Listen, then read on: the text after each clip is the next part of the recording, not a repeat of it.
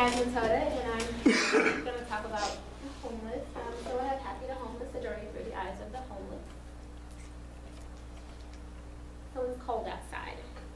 And when we're done with our classes, and if we have work, and when we're done with all that, we're going to go back home or to our dorms, and we're going to control how we feel. If we're cold, we're going to turn up the heat, and we're going to grab a blanket or a Snuggie. But imagine being that cold and not being able to do anything about it.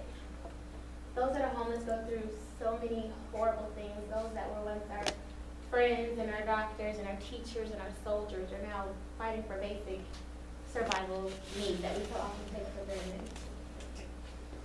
So according to Google definition, homeless is of a person without a home and therefore typically living on the street. That definition says nothing about why they're there, you know, what they did to get there. It just says that's what it is. So many people that are homeless, they once sat in a college classroom like you and I are today. And I know at some point in your life, like mine, you were asked, what did you want to be when you grew up? And some that are homeless were asked the same question. And I can almost guarantee they didn't say, I want to be homeless. But, you know, they ended up there. And I know that we all can relate. We've all seen someone homeless, whether we're driving by or walking, and we probably stereotyped them. You know, we don't know why they're there. We just saw them. We probably thought maybe they were lying. They're going to go home in their comfy bed in their nice car after they collect some money, or, you know, what did they do to get there? You don't think that something bad could happen. You just wonder, what did they do? And I know how it feels to be homeless. I've actually been there. I was raised by a single mom, and I'm the youngest and the only girl of 5 kids. And my mom is a very hardworking woman. She never depended on the government, you know, assistance and the handouts. And she went to work every day, and sometimes things happen in life. I was young, so I couldn't tell you exactly what it was. But we did spend a short time in a homeless shelter, so I know how it feels to have to sleep with your shoes on because they might take them. And if one kid has to go to the bathroom, the whole family's going because you don't want to be visiting anyone in the morning. So I definitely know that pain and that fear behind being homeless. So today I want to talk about a few things that some homeless individuals go through. I'm going to go over one, how those that are homeless, they get treated unfairly. Even if, you know, if they do something that we do, the exact same thing, they'll get treated in some horrible way. And also how some homeless individuals would rather commit small crimes just to go to jail because it's more comfortable.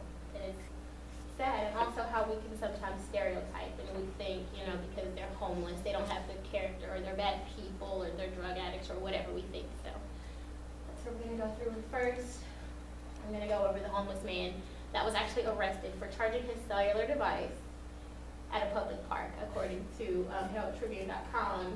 The Sarasota sergeant saw him at night charging his cell phone, and he arrested him, saying he was stealing the city's utilities at a public park.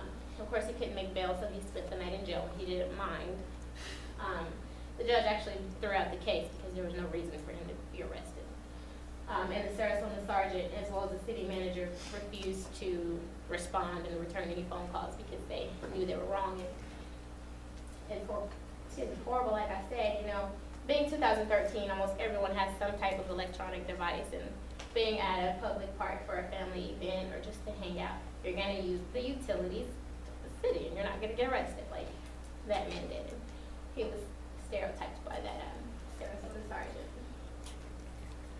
Next, I'm going to go over how some of the homeless individuals commit small crimes to sleep here versus sleep there. So this man, Makepeace, he's from New Hampshire, according to TimesUnion.com. He would do things like break windows, you know, downtown in the buildings, and wait for the police. Like those that called the police, they stood by and watched as he waited, and they were shocked and surprised. And when the police came, you know, he just said, "I'm tired of having to beg for food and be cold and hungry. He'd rather spend time in prison or in jail because they have a warm bed and they have, you know, regular meals and they can take a shower and they have company. So it's just more comfortable." He didn't hurt anyone personally, but, you know, he'd do things like that just to get time in jail. And finally, I want to go over how a man, actually in Kansas City, he was a homeless man. He was sitting with his beggar's cup. And this woman, Sarah is her name, she actually took her engagement ring off and put it in her purse with change because it was hurting her hand. And she put it in his beggar's cap. They call it beggar's cap. After after the day ended, and he went back and he saw this platinum and diamond engagement ring worth a pretty penny. Instead of pawning it, he put it back in his pocket and went to the same place the next day. And she went to the same place thinking, you know, she's never going to get her ring back, and it wasn't the money, it was, you know, the sentimental value. But she just kind of stereotyped herself, didn't think she would get it back. But she explained who she was, and he willingly gave her the ring. And to reward that, she actually gave him all the money in her wallet. So, and then he went on to say, you know, he was raised by a reverend. His grandfather was a reverend, and, you know, just because he's homeless and he's there now doesn't mean he isn't a good person. He still has good character. So, even she said, you know, we sometimes stereotype, but we don't know. So, you know, and I kind of agree with her. We kind of see the cup. We see the beggar's cup. We don't really see the person behind the cup or why they're there. And just a few sad facts I came across. According to the Homeless Shelter Directory, homelessshelterdirectory.org, there are absolutely no homeless shelters in Warrensburg, within 30 miles of Warrensburg. There's only one in Sedalia, Missouri. I don't know how many homeless people we have here. That's sad. And also, KCStandDown.org, which kind of deals with the veterans and the soldiers, says that there are actually 2,800 homeless veterans in Kansas City right now. That's just in Kansas City. So to sum everything up, I went over how we stereotype or we assume before we know, you know, why or what happened or why they're there, and also how the criminals, they were so much rather, the criminals have better treatment than the homeless individuals. And the homeless, sometimes they don't do anything wrong as far as criminal activity, but they have worse treatment. And also because if you're homeless, you know, it doesn't mean you don't have good character, you can still be a good person.